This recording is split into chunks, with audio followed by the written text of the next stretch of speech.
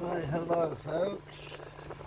The just in time, going to be doing oiling on this one. It's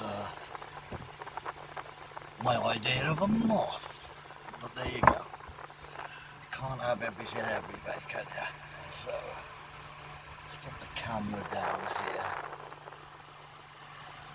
You have to excuse me, all thumbs and whatnot.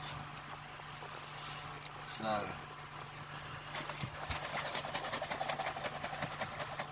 using the finishing oil again. If I can undo the lid. Come on. Not very well prepared.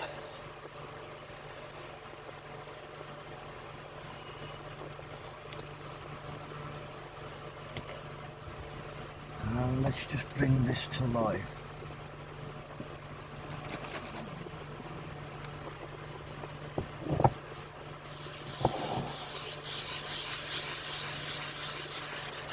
It'll sound quite rough, it's going to need a bit more scraping down, but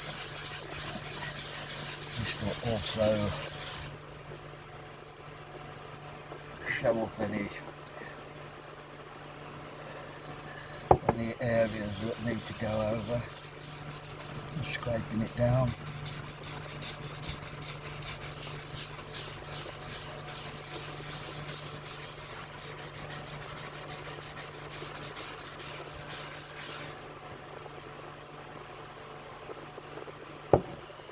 Oops.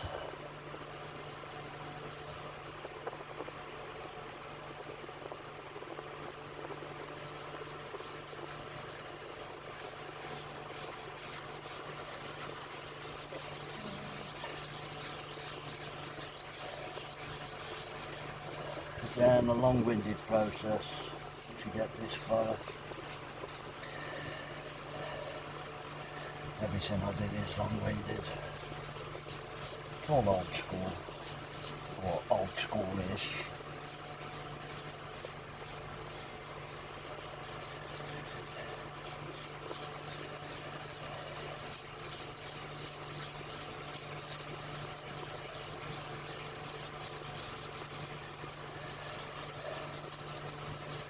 We've got a show coming up. And hopefully, well, what I'm actually hoping for, to be honest, is, as other people have said, they need to be discovered. A couple of people that I've spoken to that work in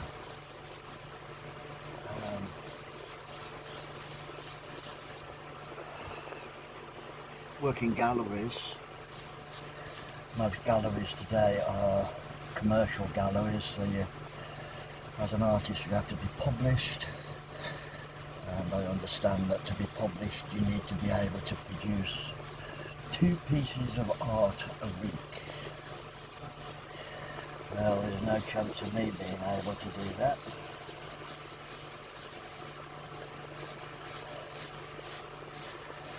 This has got over 100 hours in it,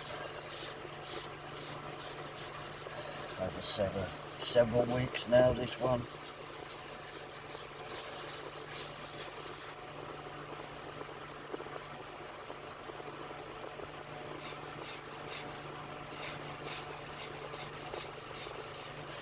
And if I can find an independent gallery that likes this stuff, as somebody I spoke to said, they've worked in a gallery for quite some considerable time, years, and they have the oil on canvas, watercolours, limited edition prints, clay models, bronzes. They said in all their years of working in a gallery, they've not seen anything come through the door that looks remotely like this. This type of art.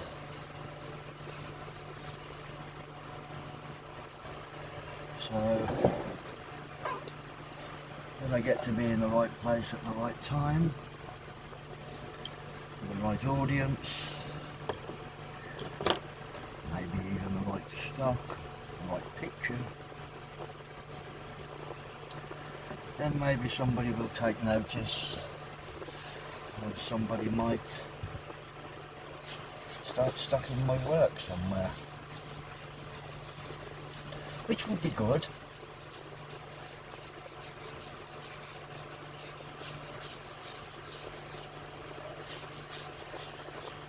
It's 7 years of my life in this now, although to be fair I've only been doing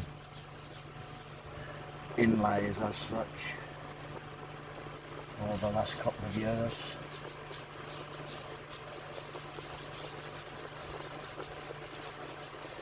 Not without the mistakes each piece.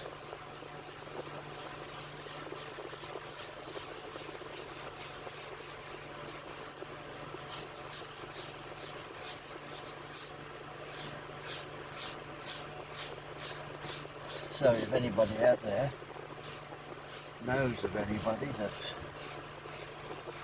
might be interested in stocking some of these artworks, and it is art. Some people have said it's not art.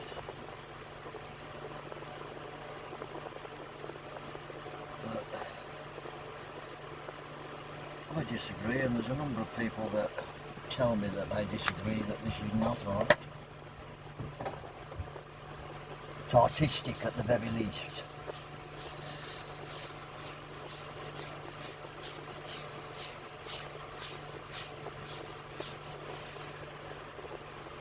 Some people, it's not everybody's cup of tea.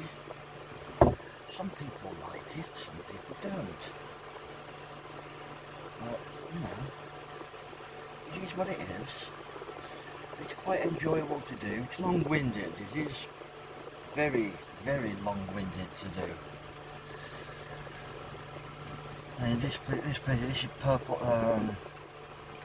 This is black palm, or black coconut, as some people call it. These pieces here.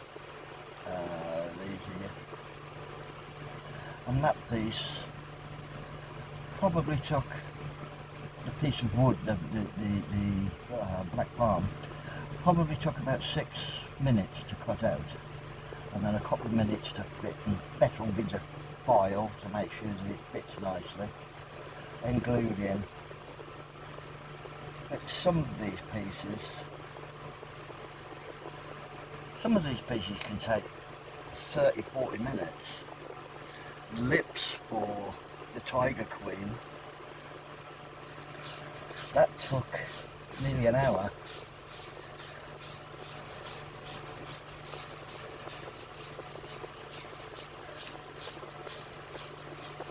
It's been suggested that I might like to do limited edition runs, and all I can, to a point I can see, well, so I want to make 50 clocks. This is going to be a clock, by the way. The centrepiece has got to be cut out so the timepiece can be fitted, such as that timepiece. This is for quite a large clock that I've got part done. And then we've got these 2 pieces I'm making to go to the show. They're all right. Very plain.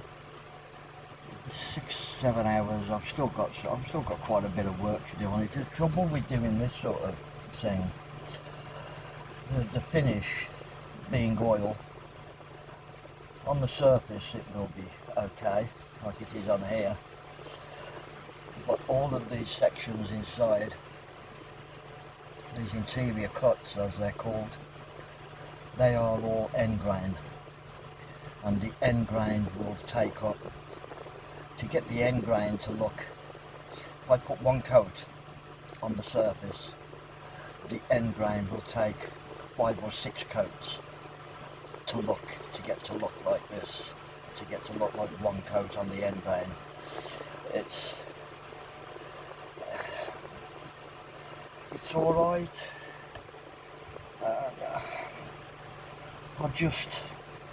It's not beneath me to cut this sort of thing, but do I want to cut loads of them? When I could be making something like this. This is, I've evolved, I've changed, things have changed, things in my life have changed.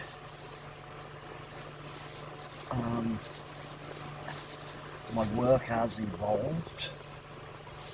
As you can see, this is what I was doing, this sort of thing 4 or 5 years ago when I was still learning how to cut wood, to be able to, literally to be able to follow lines. Once the pattern's down and you start making mistakes, it shows up really badly. Whereas if I make a mistake on cutting this, I can feather it and fire it out. Or if I make a mistake cutting the pieces of wood, I can pull a piece of wood out, I can make a new pattern, cut a new piece of wood so it fits properly, or fits better. But it is what it is. So are those that think I'm on the right track. Some people don't think I'm on the right track, but it's an opinion. I'm the one having to do the work.